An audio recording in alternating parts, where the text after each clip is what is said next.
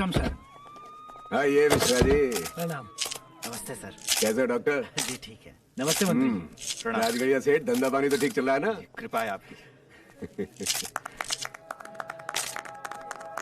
इसको कहते हैं रिजल्ट। देखा डीआईजी वर्मा साहब, ये है हमारा आदमी। आपने तो नकली लोगों को गिरफ्तार करवाकर हमको खबर कर दिया। हमारे अफसर ने तो असली डाकू को ही साफ कर दिया है? वो तो है ही। अमित कुमार आते ही इनकाउंटर स्पेशलिस्ट बन गए।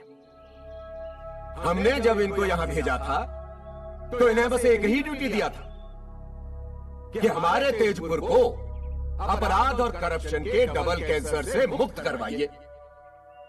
और आज इन्होंने हमारे विश्वास को 100% रखा है। हम इस मंच से आज ये ऐलान करना चाहते हैं कि अगला 26 जनवरी को प्रेसिडेंट का गोल्ड मेडल अमित कुमार को मिलकर ही रहेगा।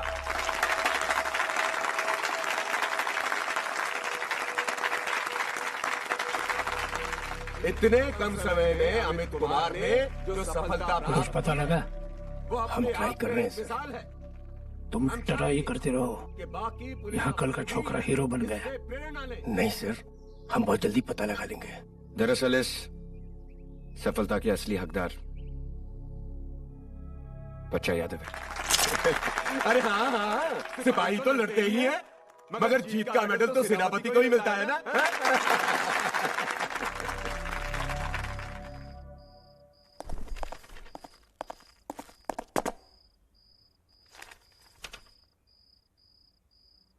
पीपरा डकैती कांड केस तुम्हारे हाथ में 7 अप्रैल को आया और 13 मई तक तुमने 5 अपराधियों को गिरफ्तार करके केस सॉल्व कर दिया।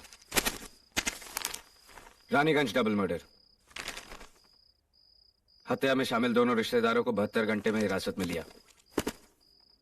सराय टोला रेप केस, नाथोपुर हत्याकांड, नैनगढ़ जालसाजी का मामला और ये बाकी के 18 केस जो तुम्हें दिए गए और तुमने उम्मीद से बढ़कर कामयाबी हासिल की।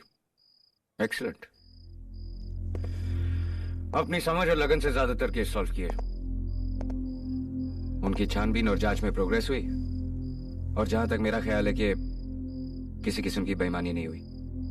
गुड। इन्हें देखकर कोई शक नहीं होता कि तुम एक अच्छे, ईमानदार और बहादुर ऑफिसर हो। लेकिन जैसे ही मेरी नजर इन फाइलों पर जाती है, मेरी समझ धोखा खा जाती है।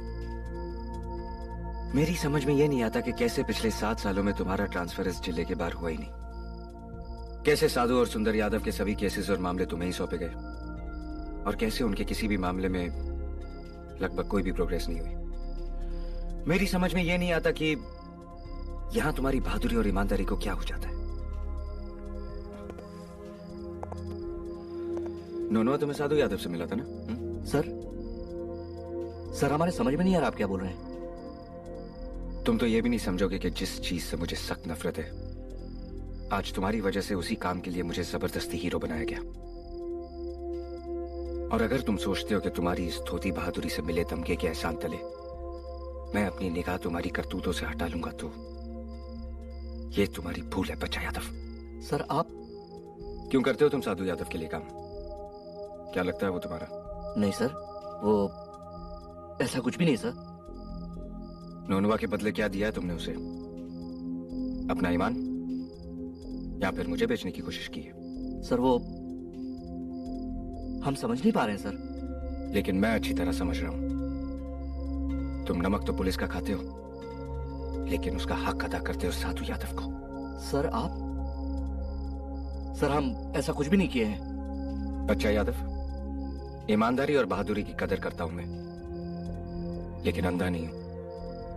नोनवा कांड में जो तुमने किया है वो कायरता है और इस तरह का चरित्र मैं कतई बर्दाश्त नहीं करूंगा। मुझे सच चाहिए और वो तुम मुझे बताओगे। अंडरस्टैंड? और तुम क्या सोचते हो, तुम उसकी जात वाले हो तो वो तुम्हारी रक्षा करेगा?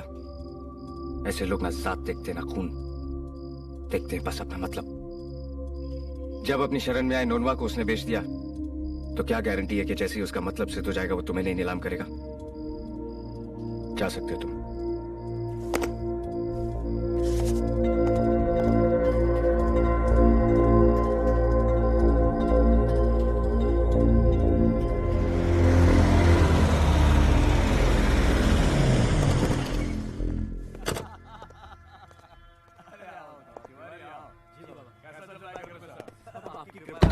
ठीक है ना? हाँ, इसको भी दो। हाँ, धन्यवाद बाबा। हाँ बुरेलाल, ये लो। साधु बाबा पहले हमको दीजिए, हम सस्पेंड में हैं। अरे हाँ, मांग नहीं रहा, तू 2 पैकेट ले।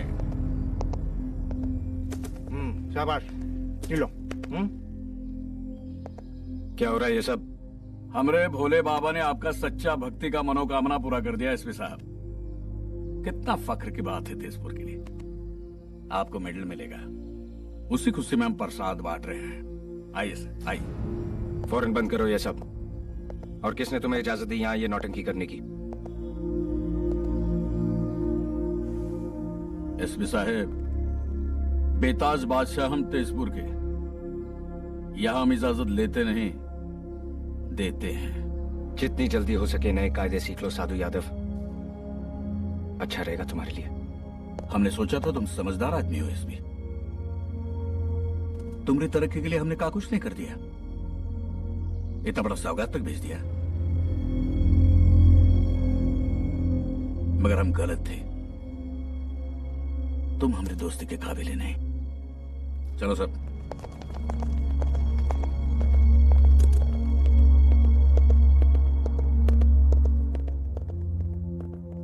अरे हमको को तो पहले से ही शक था कि यह साधु यादव की करामात है।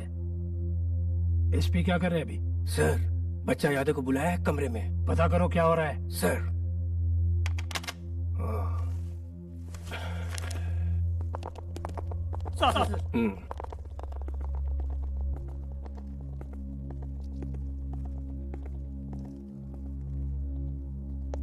कहा था ना मैंने तुमको, ऐसे लोग किसी के नहीं होते।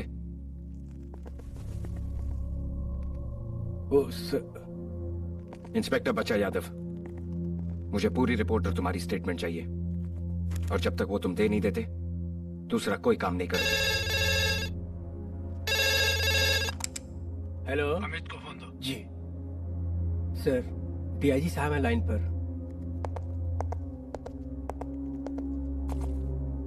सर, बहुत अच्छा किया तुमने अमित। साधु यादव के साथ ऐसा ही करना चाहिए। ब्लडी रोग। सर अरे अभी पता चला साधु यादव का इंसल्ट डिपार्टमेंट में।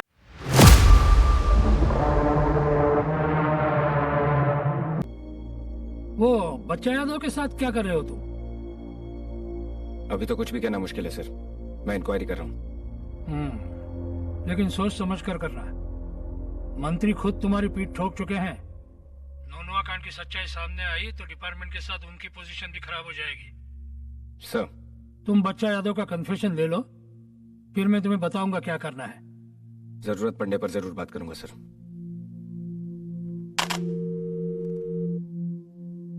सर, इंस्पेक्टर बच्चा यादव को ऑफिस से मेमो भी दे दें? आप देना चाहते हैं? नहीं सर, वो आप ही ने तो इसे ड्यूटी से मना किया ना। डीएसपी भूरेलाल जी, इनके साथ जो करना मैं कर रहा हूँ। आपकी जरूरत होगी तो बताऊंगा। सर, ये मैं देख लूंगा सर। और सुनिए, डीआईजी वर्मा को यहाँ की खबरें बताना और बिना इजाजत मेरे कमरे में आना मुझे पसंद नहीं है। आइंदा से ध्यान रखें। सर,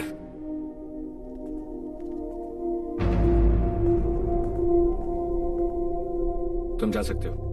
सर प्रणाम भैया।